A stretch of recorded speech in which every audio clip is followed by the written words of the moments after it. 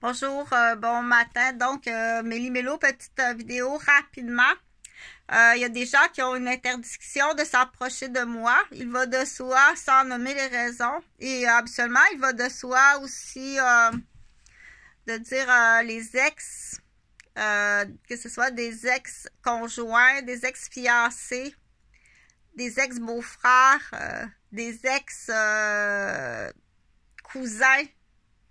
des membres de la famille indésirables, un ancien mari, le père de tes enfants, des employés, des clients. Ne t'approche pas de moi. Tu as une interdiction légale ou on dit morale. Tu n'as pas à entrer dans mon environnement. Surtout en changeant de nom, de prénom, de fonction. Ne t'approche pas de moi, de ma mère et de mes enfants si c'est eux, si ils sont vivants. Si tu l'as fait la semaine passée, ou le 2 semaines, ou le mois passé, ou l'année passée, ou le 4 ans, tu rajouteras sur la liste des accusations. Sous aucune raison, tu t'approches de moi. Toute la brochette des ex ou la brochette des clients d'une entreprise ou des patients que j'ai soignés. T'es un patient, t'es pas un ami, encore moins un prétendant. Donc, bien entendu, là, oui, il faut leur parler de ce ton-là.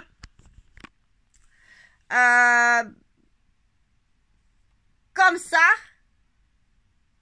pas plus long que ça que cette vidéo-là. Les gens qui ont des problèmes à ce niveau-là, si ton ex est un maniaque,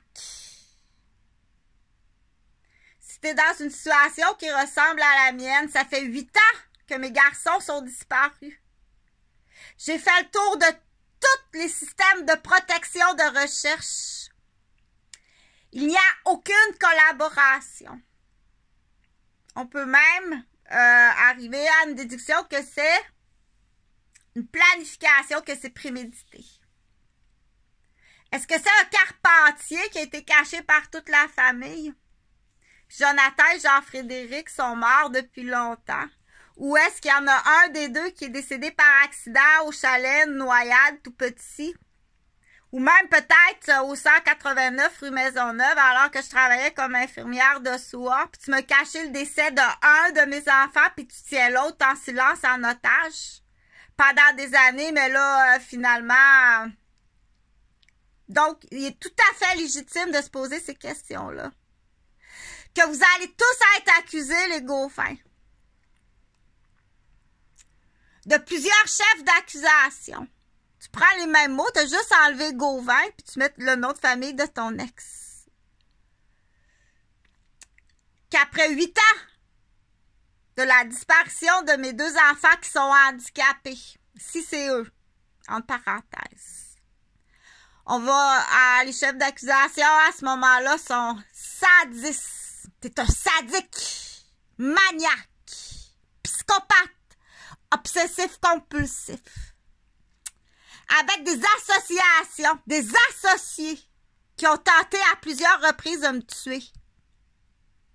Et à la toute base, les premiers associés sont fort possibles des membres de ma famille.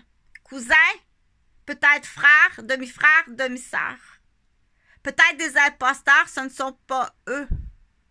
Des oncles, des tantes, des cousins, des cousines. Certains, c'est pas impossible que ce soit des imposteurs. Quand on a des fermes laitières qui valent 4 millions, des porcheries qui valent 4 millions, des terres d'agriculture qui valent 4 millions, c'est pas impossible que celui-là, que ce soit un imposteur. Même celle-ci. Donc, je continue pour dire dans les chefs d'accusation des GoFundMe, vous êtes accusés toute la famille. Et je renchéris en disant, en tant que femme, t'as pas la sensibilité de comprendre, de ressentir ce que Chantal Roberge, moi, qu'est-ce que je vis en tant que femme? Encore plus dérapé qu'un homme, oui, parce qu'un homme, on va dire, c'est un sac de billes. Mais qu'une femme embarque dans une ceinture d'homme. Donc, il y a des accusations de torture physique grave depuis le début, ce qu'on appelle le poteau de l'infirmière. Donc, ça vient de qui à la base? Je continue, les chefs d'accusation, soient attentifs. Tu es accusé de torture physique et psychologique, de sadisme, de cruauté physique et mentale à un plus haut niveau que dans certains pays, tu irais en prison à perpétuité.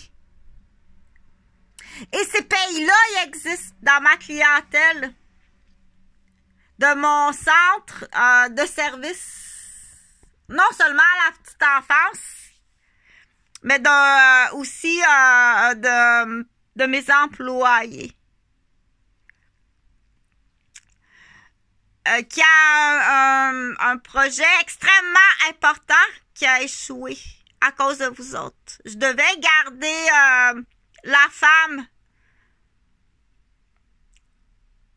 d'un attaché diplomatique qui voulait aller finir son doctorat dans son pays.